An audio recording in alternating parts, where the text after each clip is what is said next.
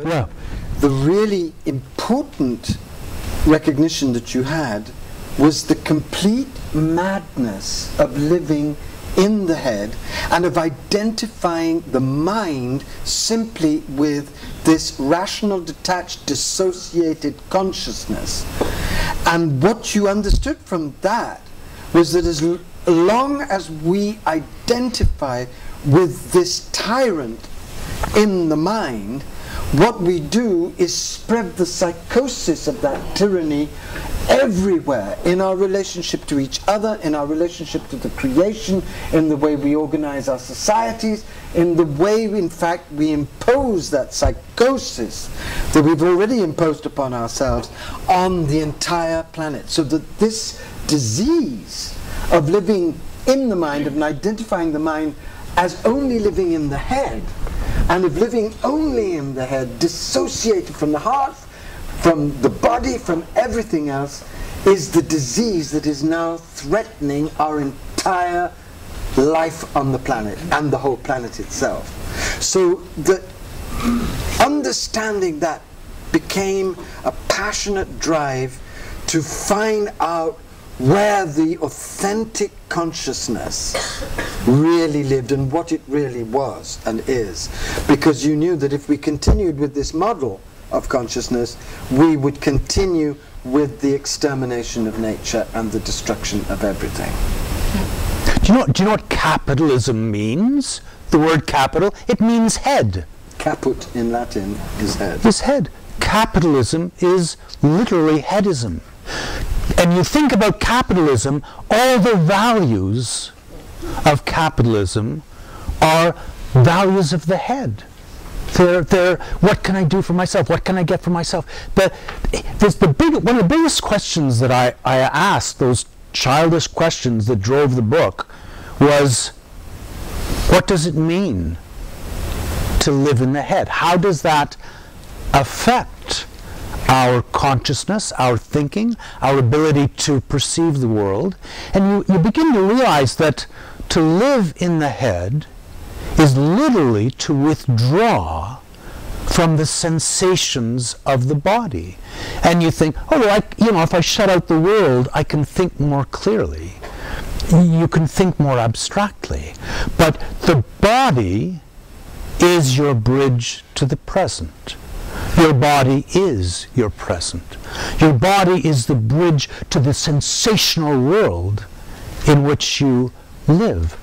Polynesian sailors can navigate 500 miles in the Pacific Ocean and find an island that is so far beyond the horizon, there's no trace of it. And there's this great book by Wade Davis called The Wayfinders that talks about this. They are so sensitized, and as infants they're put in tidal pools to feel the ebb and the flow of the current. And they learn to feel the sea as a whole. By the time they're certified navigators, they can sit in a canoe in the sea, and they will feel up to 5 independent swells moving beneath the boat. I mean, I spent a fair bit of time in a canoe. I feel the chop of the water, but I have no idea what they're feeling. Those swells are refraction patterns from islands beyond the horizon that locate those islands for them, and by those swells that pass through their bodies, they find their way 500 miles towards an island. And finding an island in the Pacific, even with a sextant and compass, is almost impossible. Drake was astonished. But the body's bridge to the present, the body's bridge to the currents of the world, in the way those Polynesian sailors could feel the currents of the ocean, all that is around us is energy, is vibrating energy. I mean, matter, energy. It's all the currents that are available, the currents of the present, are only available to the body. And only if we're present are we sensitive to who we are and where we are. And one of the things that you come to understand, and the book helps you understand this, and I'm sure many of you have already understood this, is that the main forces of our world are both anti-body. Science and the cult of science privileges the pure lucidity of reason, the mind, right? And it shows up the body as an elaborate machine. And if you're not caught in that cult, and you are a being who has a deeply religious impulse, the debased form of Christianity that is now given to people, and many of the other religions, have a deep patriarchal hatred of the body, which is grounded in their own refusal of the sacred feminine, right? So if the two main forces of our civilization are both forces that deeply separate and dissociate us from the texture and substance and sacredness of our living temples of bodies. Isn't that amazing? No wonder we're schizophrenic. And no wonder we hate ourselves so deeply. No wonder sexuality is such a problem for most of us. No wonder our bodies torment us in so many secret ways. No wonder we're constantly perfectionist about our bodies, trying desperately to bring them into control and into the right shape.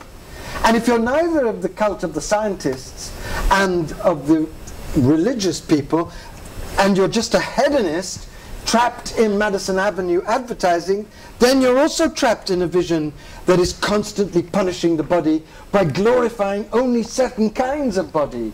If you don't look like Twiggy or Charlize Theron or the young Tom Cruise, which is of course what I look like, you are finished. So you never have any happiness with your body.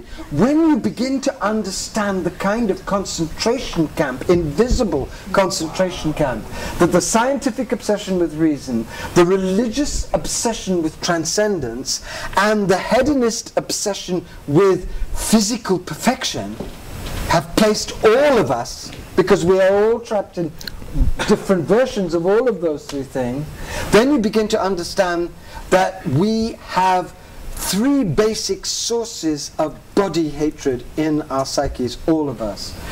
Body hatred inherited from the religious culture, body hatred inherited from the social conventions and cultural ideals of beauty, and body hatred inherited from deep, deep psychological self-loathing that has been imprinted in us by our parents and by the society from a very early age. This means, in fact, that we are all living in a concentration camp of the body, and when you start uncovering this shadow in yourself, you realize that, and this is a very strong statement, but I'm sure that many of you understand what I mean, you realize that actually you loathe your body, you hate your body, you hate being in a body, and you will do almost anything to get out of being in a body. You take drugs, you space out in desperate mystical experience, you dance into yourself into a frazzle, you cultivate your intellect so as not to be trapped in the body.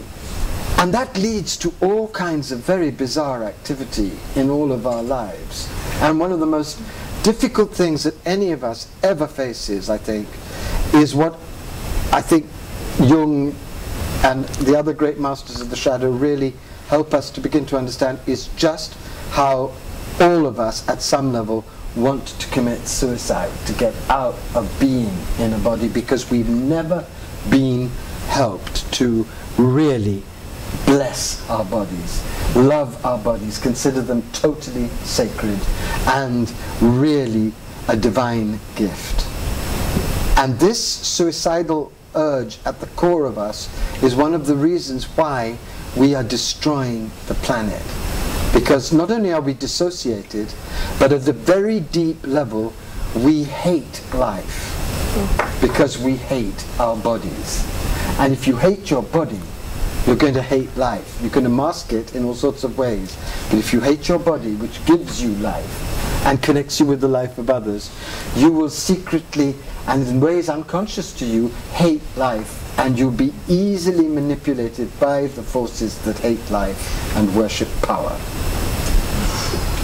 Am I making this prospect depressing enough? Sorry to bring but this is the point of the book, and I want to get to the three. Can I say one thing? No. I'm okay with that. I'm okay. Of course. What is the primary lesson that our education system teaches?